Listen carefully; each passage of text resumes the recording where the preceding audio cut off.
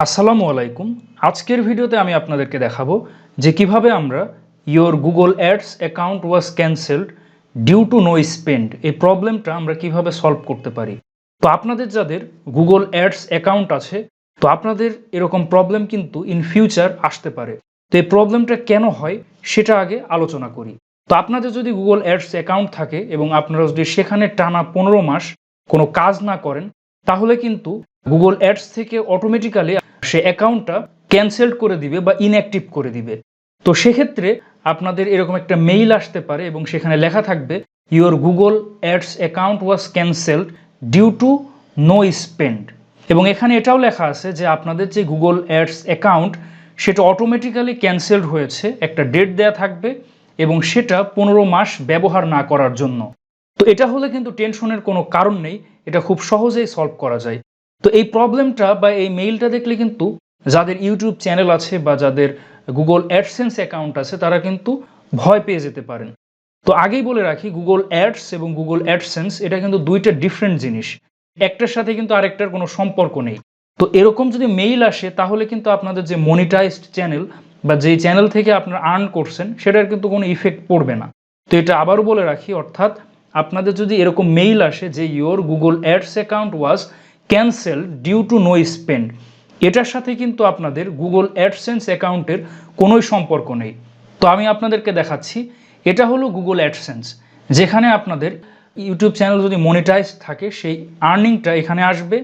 আর এটা হলো Google ads, যেটার মাধ্যমে আপনারা কোনো ভিডিও বুস্ট করতে পারবেন বা কোনো অ্যাড সেখানে শো করাতে পারবেন। তো এটা হলো আসলে গুগল অ্যাডস।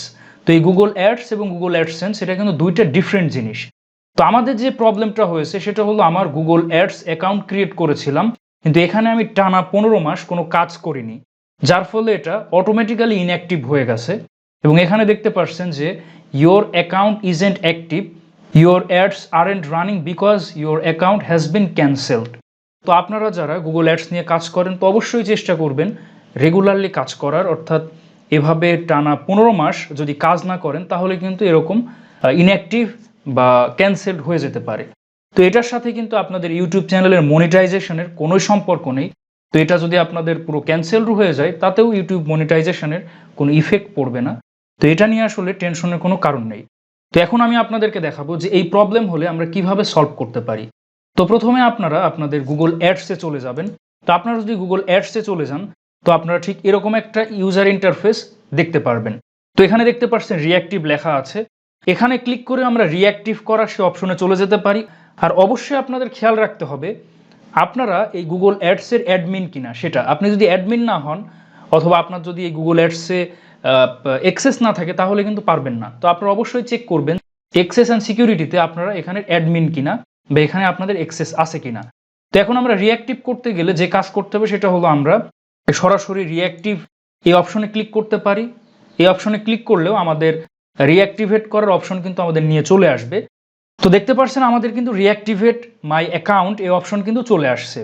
তো এভাবে কিন্তু খুব সহজে আপনারা রিঅ্যাক্টিভেট করতে পারবেন, অর্থাৎ আমরা এখন রিঅ্যাক্টিভেটে ক্লিক করলেই কিন্তু দেখতে পাচ্ছেন রিঅ্যাক্টিভেট মাই অ্যাকাউন্ট, এখানে ক্লিক করলে আমাদের রিঅ্যাক্টিভ হয়ে যাবে।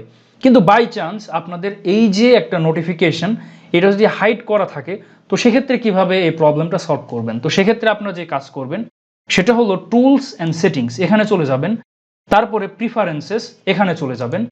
প্রিফারেন্সেসে চলে গেলে আপনারা ঠিক এরকমই ইউজার ইন্টারফেস দেখতে পারবেন, ঠিক আছে। তো এখন আমরা যদি আমাদের গুগল অ্যাডস অ্যাকাউন্ট পুনরায় রিঅ্যাক্টিভেট করতে চাই তো এক্ষেত্রে আমাদের স্ক্রল করে ঠিক এখানে অ্যাকাউন্ট স্ট্যাটাস, তো এখানে দেখতে পাচ্ছেন this account is cancel, ads in this account are not running. তো এখন আমরা রিঅ্যাক্টিভেট করতে চাইলে এই রিঅ্যাক্টিভেট মাই অ্যাকাউন্ট এখানে আমরা ক্লিক করব, এটা একটু লোডিং নেবে। তো এখানে দেখতে পাচ্ছেন যে আমাদের অ্যাকাউন্ট স্ট্যাটাস এখন অ্যাক্টিভ দেখাচ্ছে, যেটা একটু আগেও আমাদের ইনঅ্যাক্টিভ দেখাচ্ছিল। তো এখন যদি আমরা রিলোড দিই তাহলে আপনারা দেখুন তো একটু আগে যেই নোটিফিকেশনটা আমাদের দেখাচ্ছিল যে আপনাদের অ্যাকাউন্টটা ক্যান্সেল করা হয়েছে সেটা কিন্তু আমাদের সামনে শো হবে না। তো দেখতে পাচ্ছেন আমাদের সামনে যে নোটিফিকেশনটা ছিল সেটা কিন্তু আমাদের সামনে আর শো হচ্ছে না। আমাদের অ্যাডস অ্যাকাউন্টটা কিন্তু আবার পুনরায় অ্যাক্টিভ হয়ে গেছে, আমাদের কিন্তু সেই অ্যাকাউন্টটা ক্যান্সেলড হয়নি। এভাবে কিন্তু আপনারা খুব সহজেই গুগল অ্যাডস অ্যাকাউন্ট ক্যান্সেলড হলে আপনারা কিন্তু পুনরায় রিঅ্যাক্টিভেট করতে পারবেন।